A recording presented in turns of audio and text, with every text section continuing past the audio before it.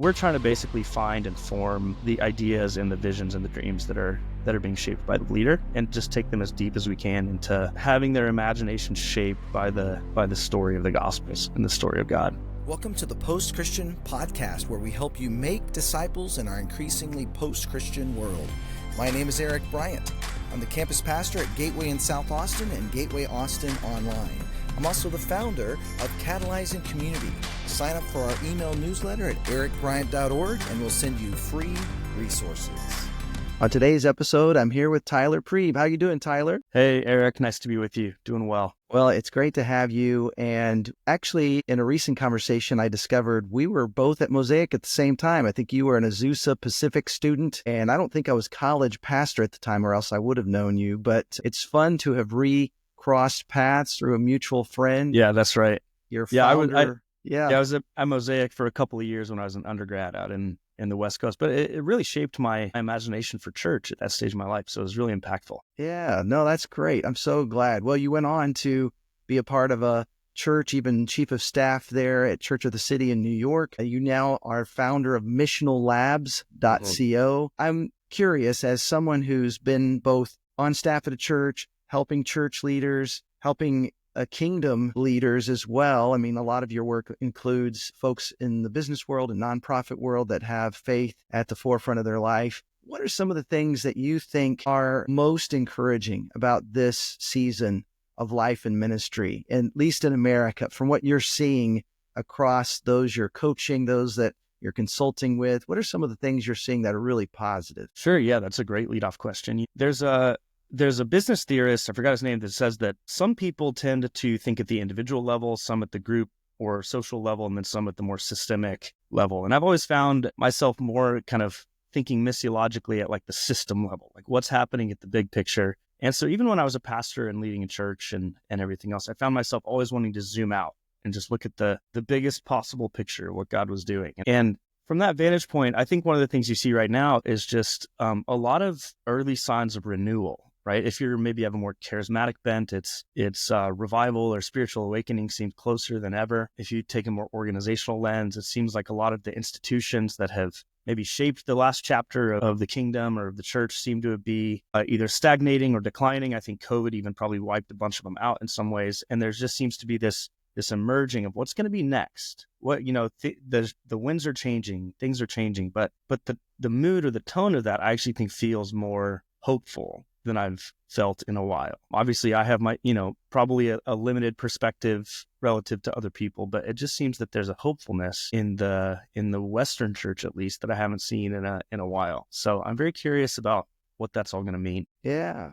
Well, and maybe even to give folks some context, I loved what you said about your experience at Mosaic. Maybe talk about pre-Mosaic, certainly Mosaic, and then after. What has been some of your, not just step by step through your walk with Jesus in your career, but more like, what are you seeing God doing in you through the church, Big C, but also in your experiences, even across the country? Yeah, I mean, I guess to narrate a little bit, I grew up in the Midwest. My dad was a pastor of a small church in our community, and I had a number of missionaries in my extended family that were around the world doing really dynamic things, and even a previous generation of missionaries that were in Africa and India and all these things. And my thinking was always dialoguing with both my dad as a pastor locally, but then some family members that were more on mission globally. And I always wanted to be a part of what God was doing around the world. And I think there was something in me that also felt like, this could just be normal reactionary dynamics, but I didn't really want to be like a local pastor.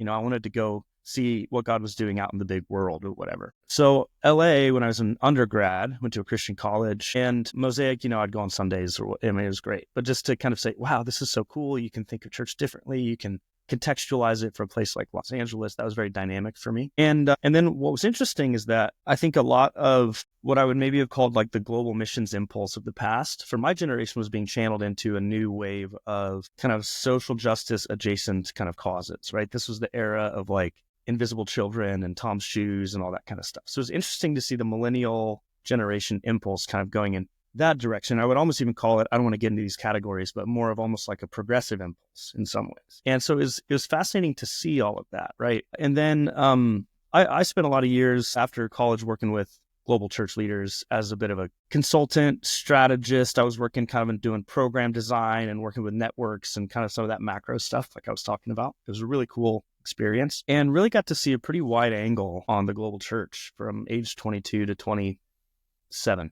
28 through an organization I was working with. And that was really, really cool just to say, hey, look, the story is so much bigger than just our American or our Western story. Even as the Western church, so much of the research and so many of the conversations are about decline or disaffiliation or whatever. It's like you have completely different stories happening in the global South, in Brazil and Africa and all these places. So I was always holding the Western story and the global story in dialogue and in tension in my own head and in my own heart. Moving to New York, which is its own long story, was basically for me an opportunity to get a little bit closer to a particular field, right? New York City, global city. I felt like there was so much going on there with Keller and with all of the church planting work.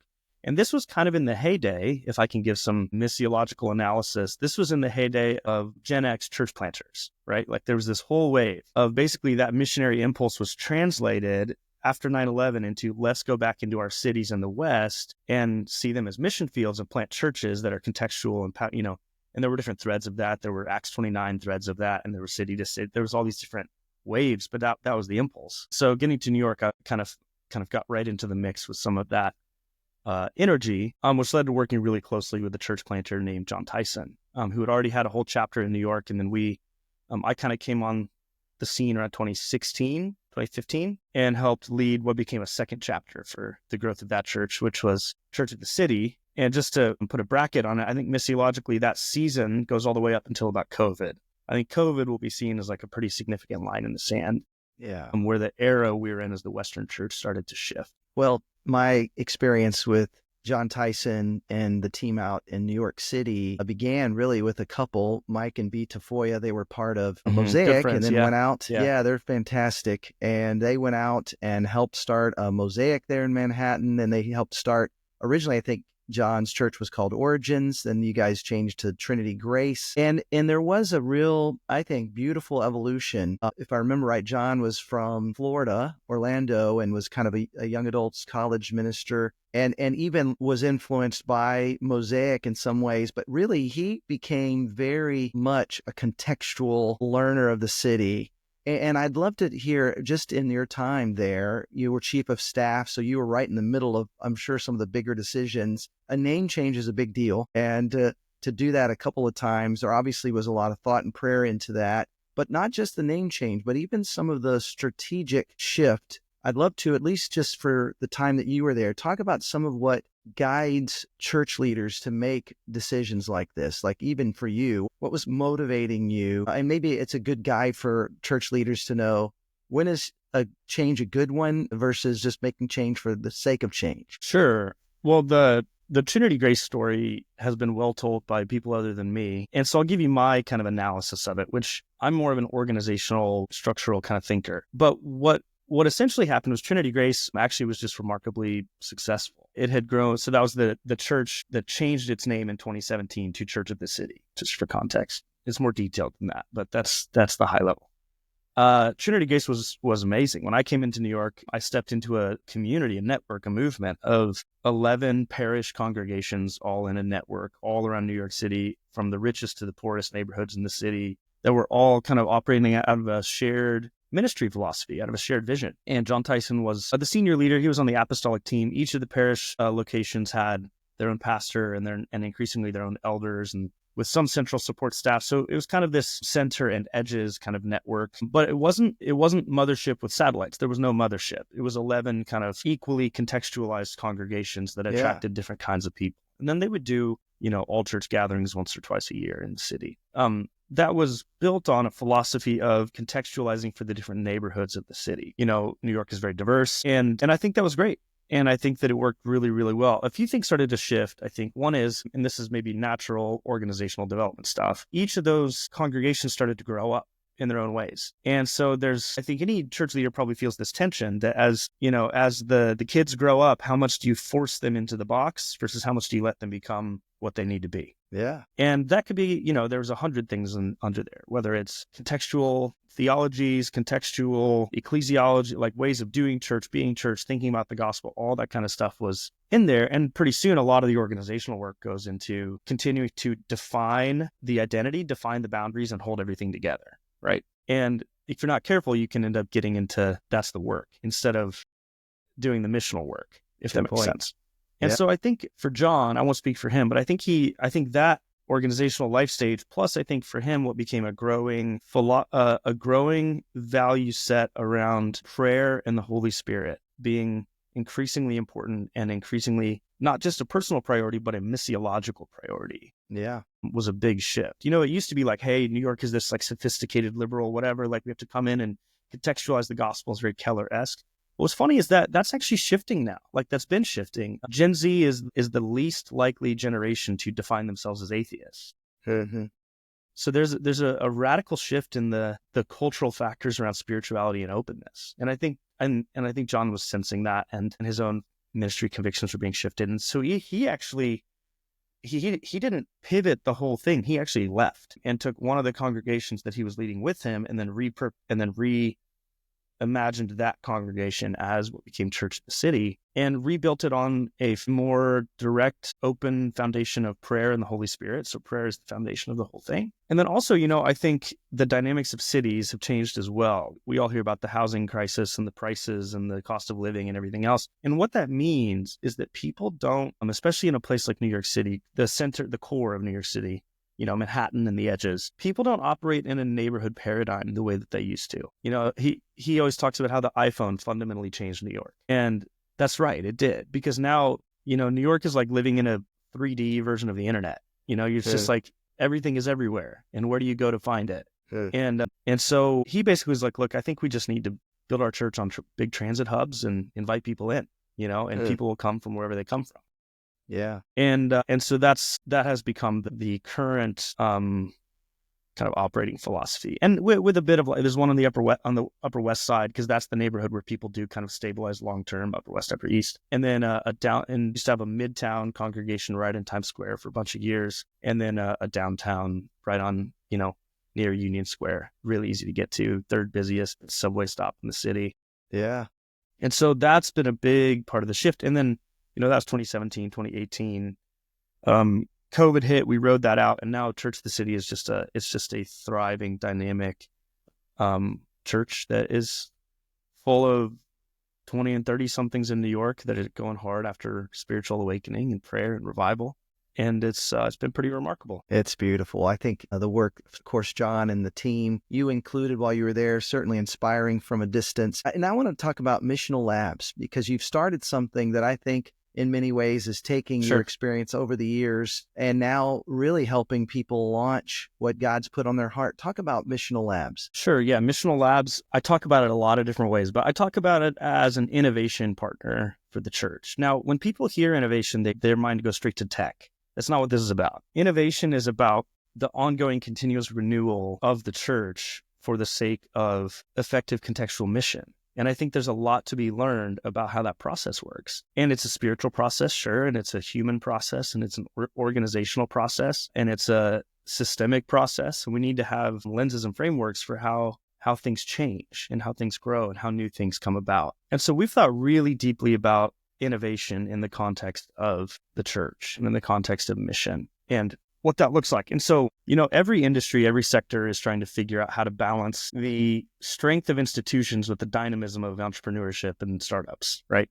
Every industry is trying to navigate that at some level. And, you see this in the past 20 years in the church, in the interplay between, let's call it denominations and church planting movements, right? There's this dynamic between we have to hold some things, but we also have to continue to let the Spirit lead us into new futures. So Missional Labs does a couple things. One is we do strategy, advisory, coaching, consultancy sessions with ministries and with organizations to help them think well about the future and think well about what God's leading them into and think well about what's coming next and how to take action towards that in both, kind of the culture of their organization and also the strategic kind of steps of their organization. And then another thing that we do that is actually a big part of our focus is we spend a lot of time identifying and nurturing the ideas and the projects and the initiatives and the movements that we think are going to shape the next chapter of the church of mission. So You could think of it as an incubator or a startup accelerator for mission and ministry. And, it's really interesting because I sort of nodded to this earlier, but the church historically has actually always been what Ralph Winter calls these two structures. It's the local congregational structure, and it's the more purposive kind of missional structure. We've had different languages for this through history, whether it's like missionary societies or monastic movements or parachurch organizations or missions agencies or whatever you want to call it. But there's a second type of structure that actually comes together to advance specialized tasks that local congregations actually aren't built for, because they're built primarily for the nurture of congregational community life and the long-term formation of people, right? So there's this catalytic piece. You see it in the New Testament, right? Like it's right there on the pages. You have Paul, you have the Church of Jerusalem. Like there's this dynamic back and forth. And one of the things that I think we've missed is that both of these structures need each other, right? That it actually is, it's organizations that plant churches, and then those churches launch leaders who start organizations. It's like we actually need both. And so we're trying to take a wider lens on the types of organizations that we come alongside and say, hey, look, there's actually a lot of people right now trying to figure out what media looks like for evangelism and discipleship. There's a lot of people trying to figure out what new forms of spiritual community look like that maybe would never call themselves a church planter, right? New forms of technology to help advance churches and Christian organizations. New approaches to leadership training and development. Like we all know that the traditional business model around seminary has, for the most part, completely broken. But I think that if you just think about who's going to build Seminary 2.0, if that's actually the wrong question. There's all kinds of stuff emerging that are trying to form Christian leaders effectively that would never think of themselves as seminaries, but they are. And so we're just trying to basically kind of take that organizational life cycle, innovation theory kind of stuff and say, hey, who are the pioneers? Who are the pioneers that are kind of finding their way towards building new things? We think the Spirit is moving, and there's stuff that's probably below the line of visibility right now, and we want to nurture it so that it can come above the line of visibility. And then how do we help bridge that gap back to the institutional realm of big churches, denominations, missions organizations, Christian values aligned funders, like all that kind of stuff, because you have to build those bridges. That's what a good startup accelerator does, actually. And then I think if I could add anything else to it, I think under all of that is what I would call almost like a formational vision for apostolic leaders. Now, apostolic means kind of slightly different things to different people, but I do think it's one of the fivefold offices that God gave to the church. Sure. And even if you use little a, not big A, I think there's a type of person that is not typically a long-term pastoral shepherd teacher. There's something else that needs to be nurtured and developed. And I think that we, for the most part, don't have sufficient pathways to nurture and develop people that have that apostolic missional energy. And I think that it's upstream of so many things, like apostolic leaders that are dynamic who can end up being church planters or nonprofit founders or faith-driven entrepreneurs or whatever, but it's they have that kind of entrepreneurial pioneering kind of thing in them.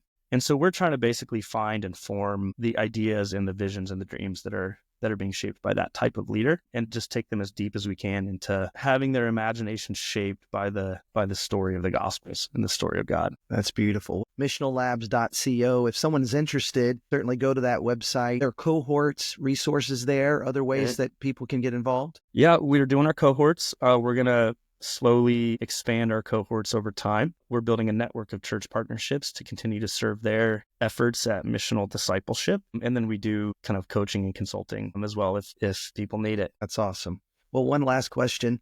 How would you encourage pastors that may be struggling? They long for that renewal, but they're stuck in survival mode. What are some ways you want to encourage pastors today? Oh man, I love pastors. I think the first thing is just like let the Holy Spirit actually be the conductor of the orchestra at some level. I say this to myself all the time as an organizational leader and as a founder. It's so easy for me to want to sit here and try to architect everything and try to manage it. And it's just like, sometimes you just have to let go and flip it upside down and invite the Holy Spirit to actually play his part. And the second thing I would say is find a way to nurture the kingdom dreams that are in the hearts of your people. There's so many, to say it kind of in a more kind of organic sense, there's so many blossoms and flowers and fruit and trees that could emerge. And your job is just to get to build the greenhouse. And I think that takes a lot of pressure off. And I think it's a lot of fun. See what's out there. Awesome. That's great. Thank you so much, Tyler. Keep up your great work. Thanks, Eric. Thanks for listening to the Post Christian Podcast. For free resources, go to ericbryant.org and look for something new coming for church leaders in April 2025.